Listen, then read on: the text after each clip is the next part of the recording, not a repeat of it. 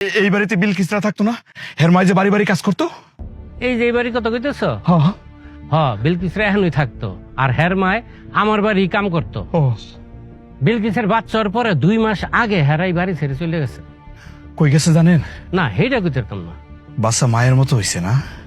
বিলকিসের মায় তো আমার মিষ্টি খাওয়াইতে গিয়ে কইলো ছেলে নাকি বাপের মতন হইছে। বাবারে আমার কাম আছে জায়গা।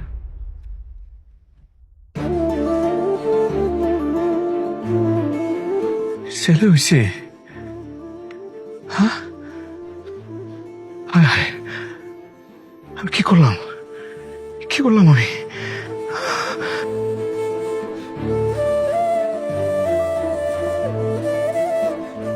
আমার দুধ জল করা হয়নি, তোমার নাতি কাঁদতেছে। বউ, আমারও তুমি মাফ করে দাও। আমি অনেক অন্যায় করছি, অনেক ভুল করছি, তোমার উপর নির্যাতন করছি। আমি আমার ভুলটা বুঝতে পারছি বউ, আমারও তুমি মাফ করে দাও। আম্মা, ওনারা যাইতে কোন?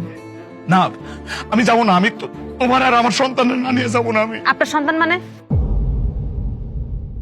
কোনটা আপনার সন্তান? যে বাচ্চা পেটে থাকাকালীন আপনি মানতেই চান নাই, পেটে পাড়া দিয়ে মারতে চাইছিলেন, ওটা আপনার সন্তান। লজ্জা করে না? যখন আপনি মানে খাইতে দেন তখন মনে পড়ে না এটা আপনার বাচ্চা? এক টুকরা মাংস চাইছিলাম, এক টুকরা মাংস অল্প একটু ভাত চাইছিলাম, তখন মনে পড়ে না আপনার বাচ্চা?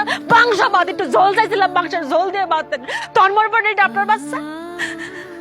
যখন চুরির অপবাদ দিয়ে মানে গর্তে বাই করে দিয়েছেন, তখন মনে পড়ে না এটা আপনার বাচ্চা? সোনের বাড়িতে কেন আইছে? সোনের বাচ্চা আপনার বাচ্চা কেমনে হয়?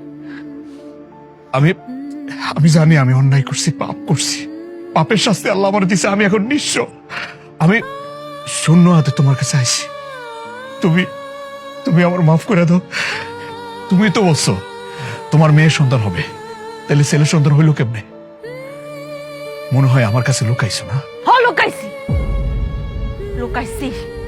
ডাক্তার যখন কইছিল যে আপনার ছেলে বাচ্চা হইব, তখন মানে মাথায় ভাবছিলাম যে এটা আমি পরে কম। আমার শাশুড়ি, আমার স্বামীর আমি চমকাই দেবো, যখন আমার ছেলে বাচ্চা হইব তার মুখটা দেখে তারা চমকাই যাবো। আমি চমকাই গেছি আপনাদের চমকাইতে যায়। যেই শুনলেন আমার মেয়ে বাবা হইব, তখনই আপনাদের রূপ চেঞ্জ হয়ে গেল, আপনাদের আচরণ চেঞ্জ হয়ে গেল। কি কুৎসিত আচরণ, কি বিভৎস চেহারা! মেয়েদের প্রতি এত ঘৃণা কিসের আপনাদের? শুধু আপনি না, পৃথিবীর হাজার হাজার পরিবার, হাজার হাজার স্বামী, পিতা শুনলে মেয়ে সন্তান হওয়া শুনলে তাদের চেহারা চেঞ্জ হয়, তার আচরণ চেঞ্জ হয়ে যায়। কেন? মেয়ে হওয়া কি অভিশাপ? মেয়ে হওয়া কি পাপ, অন্যায়? আপনি যে পৃথিবীতে দাঁড়ায় রয়েছেন না আছেন জীবিত, কার জন্য? আল্লাহ তাআলা কোন একটা নারীর মাধ্যমে, একটা মেয়ের মাধ্যমে আপনি পাঠাইছে। আপনার মাও কিন্তু একটা মেয়ে।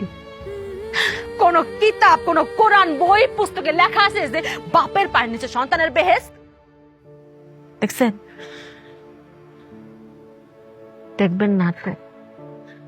লেখা আছে কোথায়? মায়ের পায়ের নিচে সন্তানের বেহেশত। সে মা একটা মেয়ে। আসলাম আর একটা কথা, আপনারা কি মনে করেন ছেলে সন্তান আমার খুঁটি, আমার শেষ প্রজন্মের খুঁটি? রিজিকের মালিক আল্লাহ। কার মাধ্যমে আল্লাহ খাওয়াবেন এটা একমাত্র আল্লাহ তাআলা ভালো জানেন। সেটা একটা ছেলের মাধ্যমে হইতে পারে, একটা মেয়ের মাধ্যমে হইতে পারে, যে কারোর মাধ্যমে হইতে পারে। কেউ কাউরে খাওয়াইতে পারে না। আল্লাহ পাক খাওয়ান কারোর মাধ্যমে হয়, কারোর উসিলা হয়। আর ছেলেটা যদি খুঁটি হইতো তাহলে এই বাংলাদেশে বৃদ্ধাশ্রমের সংখ্যা বাড়তো না। বাংলাদেশে এমন একটা বৃদ্ধাশ্রম খুঁজে পাবেন না যে বাপ মারে কোনো মেয়ে বৃদ্ধাশ্রমে দিয়ে আইছে। খোঁজ নিয়ে দেখেন, প্রত্যেকটা বৃদ্ধাশ্রমে দিয়ে আইছে তার ছেলে সন্তান। তাইলে মেয়েদের দোষটা কেন? আপনাদের আরেকটা ভুল ধারণা যে ভবিষ্যতের মুখ উজ্জ্বল করবো আবার পোলা। খালি কি পোলারাই করে? মেয়েরা করে না? পৃথিবীর কোন কাজে, কোন জায়গা মেয়েরা নাই? কোন জায়গা মেয়েরা পিছিয়ে আছে কোন তো? ডাক্তার, ইঞ্জিনিয়ার, পাইলট কোন জায়গা নাই? আরেকটা কথা